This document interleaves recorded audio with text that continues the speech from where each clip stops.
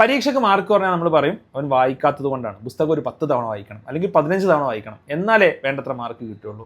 യഥാർത്ഥത്തിൽ എത്രത്തോളം ശരിയാണ്? ഞാൻ 1915 നടന്ന ലിറ്ററേച്ചറിലൊക്കെ ഉള്ള ഒരു എക്സ്പെരിമെൻറ്റ് പറഞ്ഞുതരാം. 2 ഗ്രൂപ്പ് ഓഫ് സ്റ്റുഡൻസിന് എടുത്തു. ഗ്രൂപ്പ് എയും ബിയും. അവർക്ക് പല ആളുകളുടെ ബയോഗ്രഫീസ് അടങ്ങിയൊരു പുസ്തകം വായിക്കാൻ കൊടുത്തു. വായിച്ചതിന് ശേഷം 2 ആളുകളുടെ അടുത്തും പുസ്തകം തിരിച്ചു വാങ്ങി. എന്നിട്ട് ഗ്രൂപ്പ് എക്ക് ഒന്നുകൂടി പുസ്തകം കൊടുത്തു. എന്നിട്ട് പറഞ്ഞു നിങ്ങൾ ഒന്നുകൂടി റിവൈസ് ചെയ്തോളൂ എന്ന് പറഞ്ഞു. ഗ്രൂപ്പ് ബിയോട് പറഞ്ഞു നിങ്ങൾക്ക് പുസ്തകം തരില്ല, നിങ്ങൾ ഓർമ്മയിൽ നിന്ന് എടുത്ത് റിവൈസ് ചെയ്യാൻ ശ്രമിച്ചു നോക്കിക്കോളൂ എന്ന് പറഞ്ഞു. എന്നിട്ട് ഗ്രൂപ്പ് എയുടെ അടുത്ത് നിന്ന് കുറച്ച് സമയം കഴിഞ്ഞിട്ട് പുസ്തകം തിരിച്ചു വാങ്ങി. 2 കൂട്ടരുടെയും ഒരൊറ്റ ടെസ്റ്റ് നടത്തി. ആരാ ബെറ്റർ പെർഫോം ചെയ്തത്?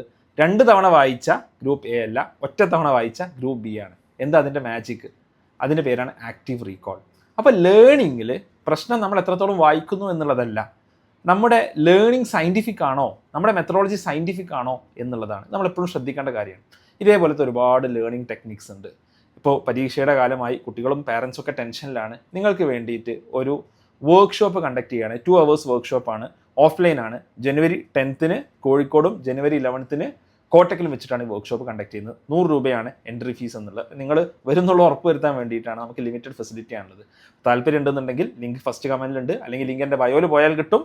അതും അല്ലെങ്കിൽ ഈ നമ്പറിൽ നിങ്ങൾ കോൺടാക്ട് ചെയ്യുക, അല്ലെങ്കിൽ വർക്ക്ഷോപ്പിന് കമൻറ്റ് ചെയ്യുക, നിങ്ങൾക്ക് ലിങ്ക് DM ലഭിക്കും. ഓക്കെ, സോ നമുക്ക് വർക്ക്ഷോപ്പിന് കാണാം.